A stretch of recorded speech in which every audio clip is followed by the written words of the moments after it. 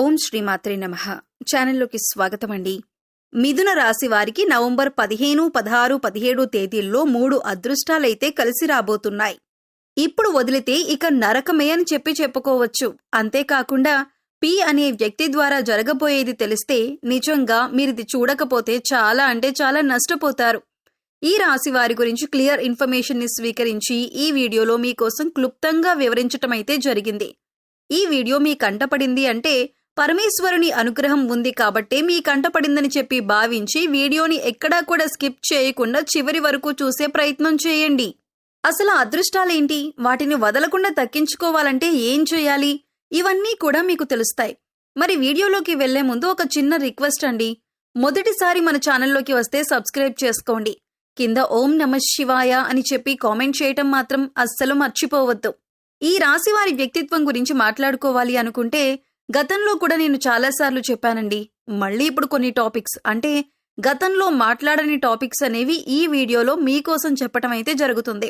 కాబట్టి మీరు ఈ వీడియోని ఎక్కడా కూడా మరొకసారి చెబుతున్నాను, స్కిప్ చేయొద్దు.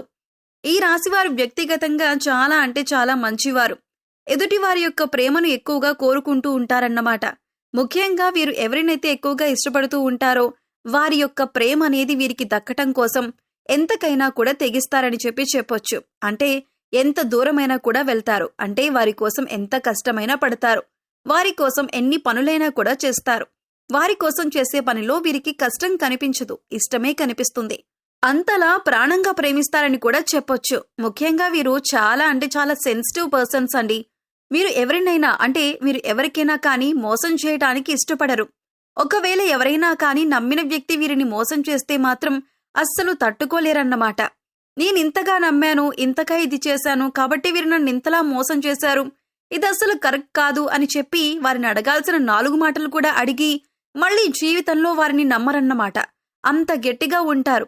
ఈ విషయంలో మాత్రం వీరు ఎవరికైనా కానీ సీక్రెట్లని చెప్పటానికి ఇష్టపడరు.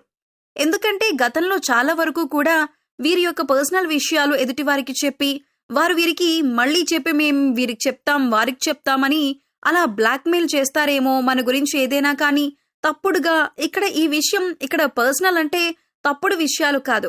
ఏదైనా కానీ కుటుంబ విషయం కానీ భార్యాభర్తల మధ్య గొడవల విషయం కానీ మరే ఇతర విషయాలైనా కానీ ఎదుటి వారితో చెప్పటం వల్ల ఒక రకంగా వీరికి ఒక పరువు పోయినట్లుగా అనిపించటం, నలుగురిలో నేను తప్పు చేశానేమో, ఈ మాట అనకుండా ఇవి చెప్పకుండా ఉంటే ఇంకాస్త నాకు గౌరవం పెరిగేదేమో, ఇంకాస్త నాకు విలువనిచ్చేవారేమో, అనవసరంగా నోరు జారాను అని చెప్పి రిగ్రెట్ ఫీల్ అవుతూ ఉంటారన్నమాట.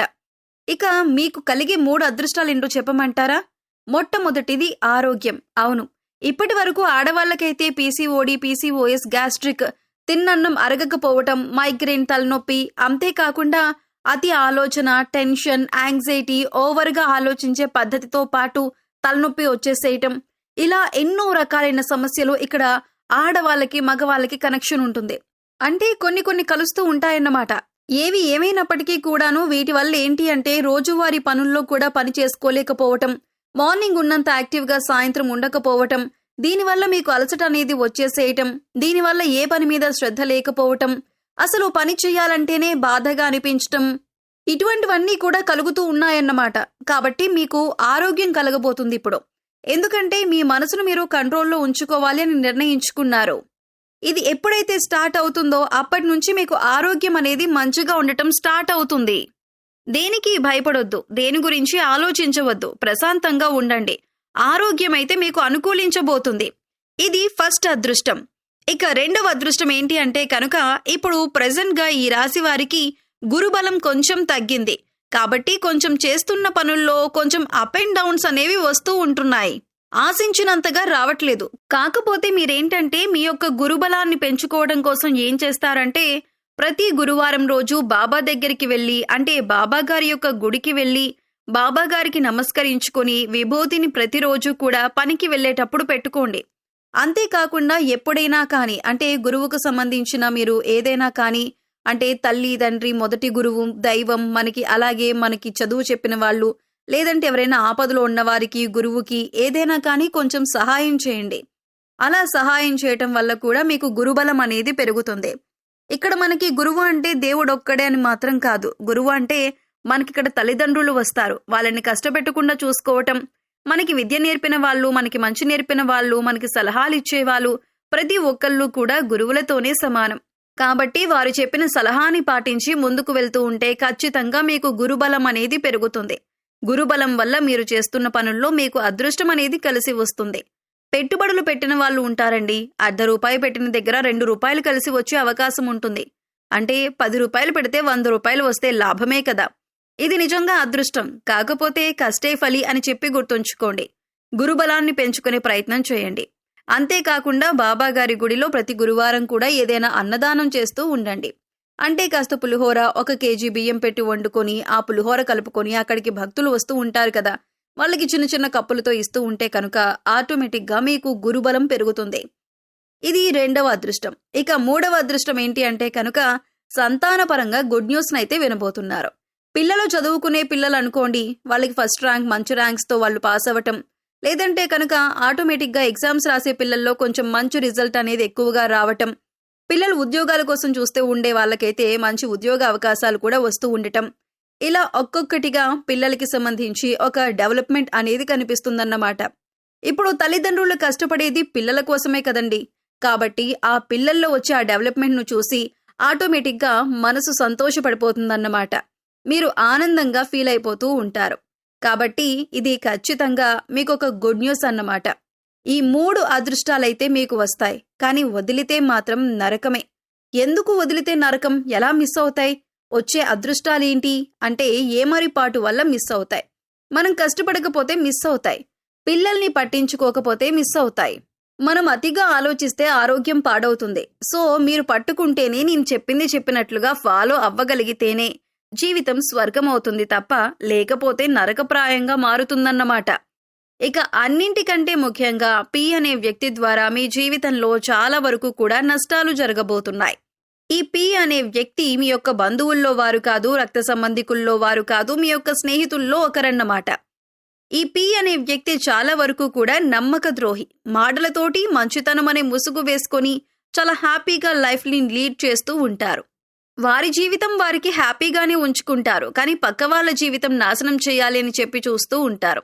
మీ యొక్క మంచి చెడు ఎదుగుదల ఒడిదుడుకులు అన్నీ కూడా తెలుసుకొని, మీ యొక్క వీక్నెస్ ని తెలుసుకొని, మీ యొక్క మనసుతో ఆట ఆడుకొని మిమ్మల్ని టార్చర్ చేయాలి అని చెప్పి చూస్తూ ఉంటారన్నమాట.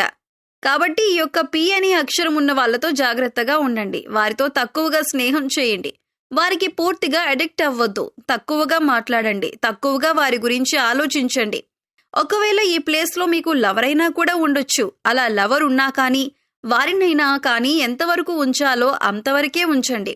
మీకంటే ఏది ముఖ్యం కాదు, ఆ విషయాన్ని గుర్తుంచుకోండి. ఇప్పుడు కార్తీక మాసం కాబట్టి శివాలయంలో అభిషేకం చేయించండి. ఏదైనా ఒక రోజు మంచి జరుగుతుంది.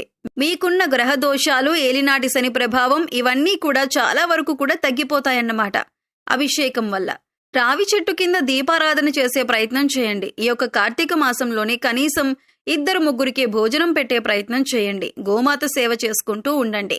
భగవంతుణ్ణి మాత్రం వదిలిపెట్టద్దు. ఇంట్లో నిత్యం దీపారాధన చేసుకోండి. అన్నీ కూడా సర్దుకుంటాయి. ఏలినాటి శని దశ 3వ దశలో మీకంతా కూడా కలుసుబాటుతనమే తప్ప నష్టాలేమీ జరగవు. ఈ విషయాన్నైతే స్ట్రాంగ్గా నమ్మండి. అర్థమైంది కదా? మరి మిథున రాశి వారికి ఈ వీడియో నచ్చిందనుకుంటున్నాను. నచ్చింది అనిపిస్తే ఈ వీడియోకి ఒక లైక్ ఇవ్వండి. లైక్ ఇచ్చిన వెంటనే హైప్ అని వస్తుంది. హైప్ ఇవ్వండి. మొదటిసారి మన ఛానల్లోకి వచ్చినట్లయితే మన ఛానల్ని సబ్స్క్రైబ్ చేసుకొని సపోర్ట్ చేయండి. కింద ఓం నమః శివాయ అని చెప్పి కామెంట్ చేయటం మాత్రం మర్చిపోవద్దు. రేపు మరొక మంచి వీడియోతోటి మళ్ళీ కలుసుకుందాం.